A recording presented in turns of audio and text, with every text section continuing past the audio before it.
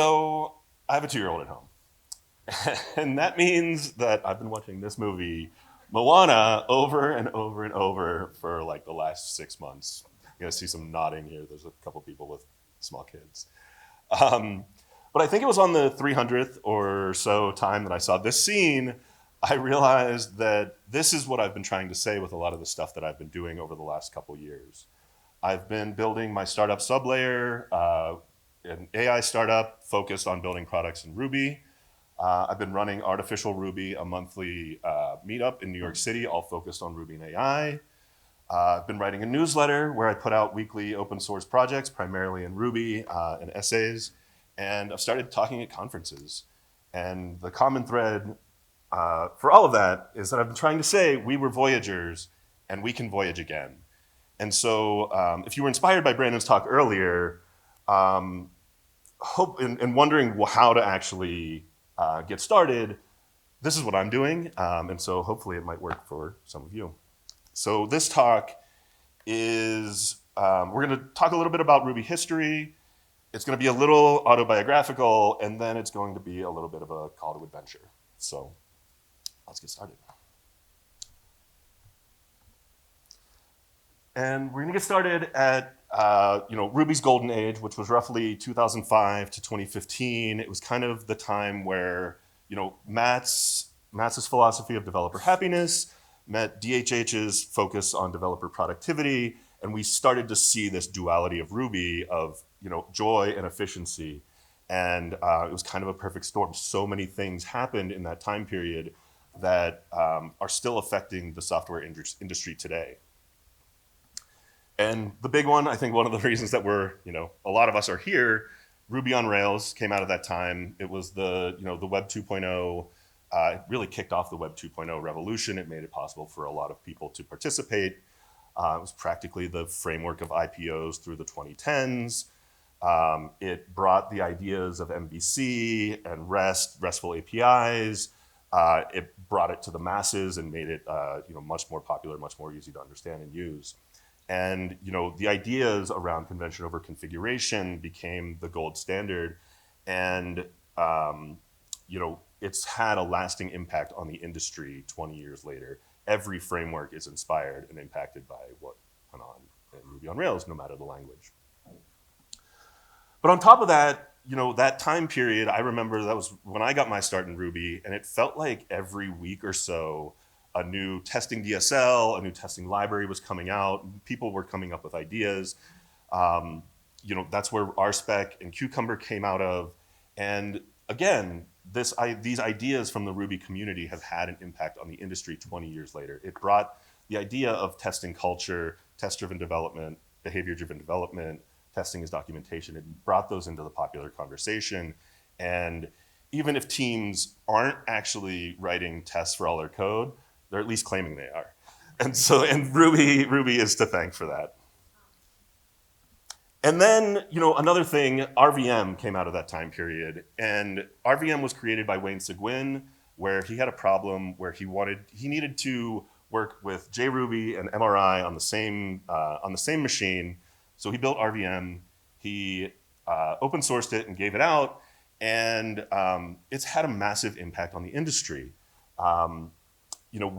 NVM, PyEnd, ASDF, et cetera, you kind of, if you have a programming language, you have to have a command line version manager, and they all have Wayne to thank for that. And, again, another innovation that came out of that time period that's had an impact 15 years later. But I lied to you a few slides ago. There are more than just Ruby's not just a duality. I couldn't actually find the right word, triality. Triforce is what I kind of came up with. There is actually a third influence in Ruby that has kind of been in the background for a lot of the, maybe the last 10 or 12 or 15 or so years. And that is the influence of Why the Lucky Stiff, of the creative expression, the whimsy, the fun of programming. That's right. And this piece of creative experimentation, programming is fun, programming is joy. That I think is, while it's been missing since Y disappeared, I think it is one of the more powerful ones because he disappeared kind of pretty early in the golden age, and it's taken this long for things to start to wane. And one of the examples that Y created back then was camping, and it kind of came out of him just challenging himself to see if he could build a web framework in under 4K, and utilizing a lot of Ruby metaprogramming, playing around with web DSLs, or playing around with ideas for DSLs, and that building this framework for fun inspired Sinatra, which went on to inspire Flask and Express. And again, this is another piece of another thing that came out of that golden age that's had a lasting impact on the industry 20 years later.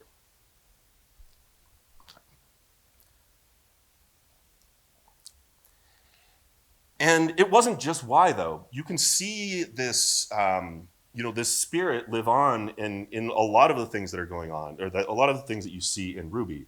And even those examples that I shared earlier, you can see that spirit in them. It's the same spirit that causes DHH to add array.42 as a monkey patch into Rails. It's the same spirit of not taking yourself too seriously, or just doing something that caused Wayne to make the primary installation method piping curl directly to Bash, which he got a lot of flack for, which I don't think was really deserved. And it's that same spirit that created or helped people come up with the ideas for our spec and Cucumber, and really the whole BDD movement, trying to turn testing into expressive storytelling. So what happened? And this is where we're going to get a little autobiographical, but I think there's some things that some of you here are going to recognize. We grew up. A lot of us started focusing on our careers, professional growth, family life. We started to have responsibilities beyond code. There were some startup exits. Some of our, the big important startups of the Ruby community got acquired. But there's still not really an alternative to Heroku. And a lot of us started caring more about enterprise patterns and industry standards, and we traded our Ruby magic for responsibility. But on top of that, I kind of think Web 2.0 got solved. I don't know about you, but I am kind of bored building yet another CRUD app. The CRUD apps everywhere. And I think we kind of found the edges of Web 2.0 through that explosion of creativity, and have just been, painting inside the lines. And the spark dimmed, and we stopped making programming toys. We stopped making experimental frameworks just for the joy of coding. And I think there's one other piece, which, if I can get some of you to raise your hand if you've never heard of Why the Lucky Stiff, or don't know the history of Camping and Sinatra. Yeah, can you please keep your hands up? Everybody with your hands down, look around. This isn't to shame any of you with your hands up. This is to shame all of us with our hands down. We haven't been spreading this story of the creative experimentation and programming as play. And so I think we need to fix that. And one of the things that I'm trying to do, and you had your hand up, right? This is for you. This is a copy of Y's Poignant Guide to Ruby, which is not like any other. It's not like any other programming book you've ever seen. I'm not going to spoil it for you, but please enjoy it. It's one of the things that we're trying to do with Artificial Ruby to bring this back. We have that's a gift for anybody that comes up and gives a talk that's a little bit more on the playful side rather than the practical side. Because I don't think the spark is gone. Last year, I spoke at Madison Ruby, and there were a lot of people in attendance that didn't even work professionally in Ruby. They came to a two-day industry conference for a programming language they don't even work in. I mentioned Artificial Ruby. We have a monthly Ruby and AI meetup in New York, and we regularly get over 50 people on a Wednesday night in New York City for a language that the AI industry practically doesn't know exists.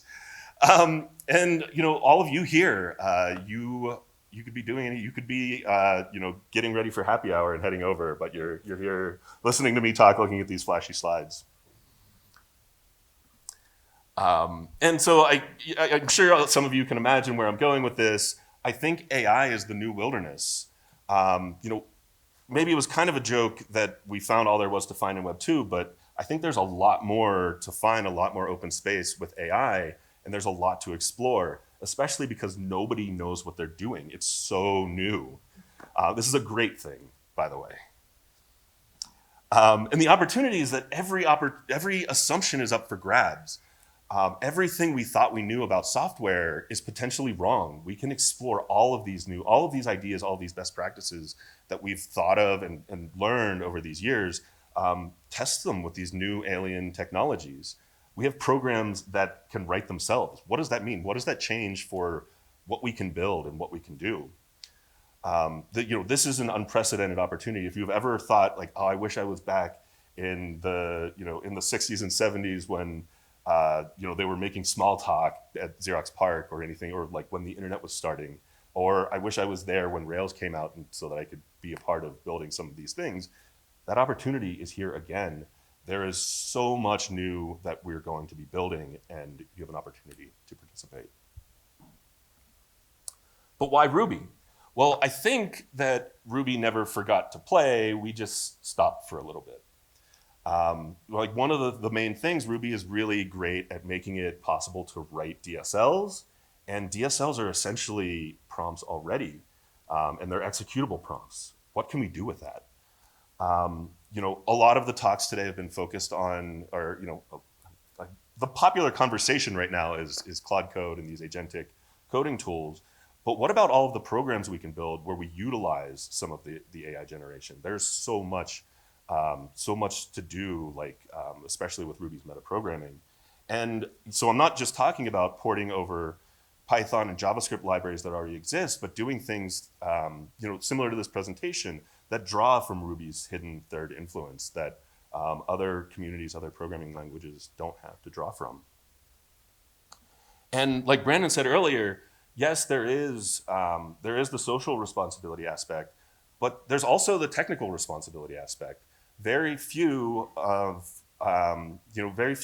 communities, very few builders are focused on developer happiness with the interfaces for working with AI. If any of you have tried to make calls to these AI APIs, this is how you do it with a giant blob of JSON. There is not much spent on interface abstraction, and that's where Ruby and the Ruby community shines. And so some of you might be saying, why would Scott say things like this presentation? It's just flashy colors. Well, I know something you don't know. I am left-handed, but this entire presentation was generated by AI using Monkey's Paw, a new prompt-based web framework that I vibe coded with Claude. So yes, I had AI write a program to have AI write a presentation for me. And the way it works is you write your pages in Markdown files in the wishes folder, and it's routed very similar to how Next does, where it's kind of file-based and folder-based. And you can kind of put whatever in there, and when the browser visits the page, it takes that wish, it sends it to an LLM, and generates a web page for it. And so here's an example that comes from the Monkey's Paw documentation site that comes with the gem. You can be as verbose or as terse as you'd like. This one's very structured. And over here on the left is an example. And then over here on the right is one example of what you might get when you can stay here. I wasn't holding it when I was making the wish, so I should be fine. Over here on the right is an example of what you might get, and you can see here, it's got the features, it's got how to do it, require Monkey's Paw, and require Monkey's Paw pick up bang, because it could be a dangerous operation to make your wish come true. You can be as specific or as vague as you'd like, depending on where you want the hallucinations. So for example, down here, in the testimonial section, it says 3 to 4 fictional but amusing testimonials that hint at both success and unexpected consequences, which gave us over here a quote from a web designer, asked for an eye-catching header and now visitors can't look away, literally.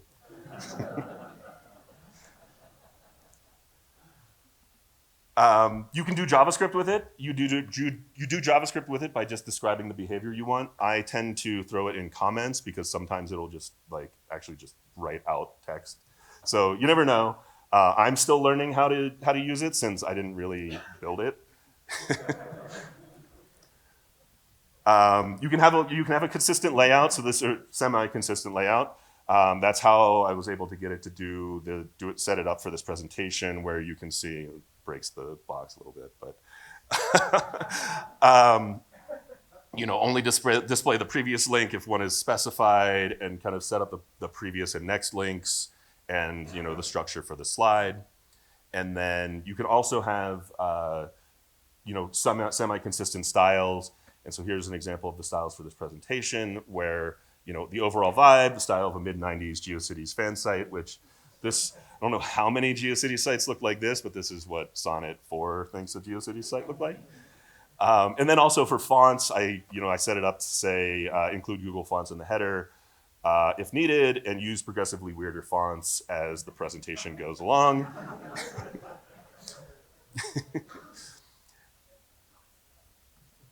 And so now I think it's time for a live demo. If we see if I decided to tether to see if I could get some better speed. So let's see how it goes. As you can see here, this is the folder for this presentation. I've got assets, components, wishes, and I've got this. I've got this page set up here for metaprogramming. I wish for a slide that explains how Ruby's metaprogramming was basically prompt engineering before we had a word for it, but make it look like a back and forth intense conversation between a tortoise and a hare, and include working code. We're going to switch that to foxes, and you'll get that when you get further in the book. And we'll go here. I have the page set up. You can see the tortoise and the hare conversation. And so let's go ahead and load this and see how it goes. Here's the tortoise saying, hare, I've been thinking Ruby's metaprogramming is basically prompt engineering before we had a word for it. What? That's ridiculous. How can you even compare them? And the tortoise goes on and shares some code examples of, adding adder accessor. The hare starts to get convinced. What about the find method? The tortoise shares another block of code, and it's still loading. The joys of demoing live generative AI. Here we go. So RubyFox and MetaFox are having a conversation now. And it looks like there's a lot more code examples and some animations that we didn't ask for. And it's pretty colorful. They actually did a pretty good job. No wonder it took so long. These slides will all be available later, so if you don't have time to read all of this, you can if you're curious. So that's the end, but it's not the end, right? We were Voyagers, and we got comfortable, and we settled down. But luckily, the universe got weird again, and the machines learned to dream.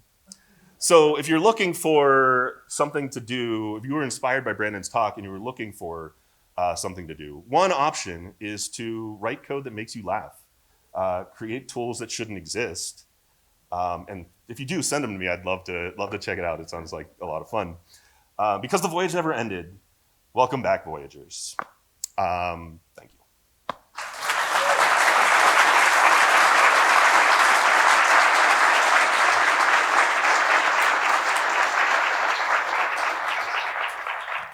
And all of my links and everything, if you're curious, are over here on the right. But again, the slides will be available later. Thanks.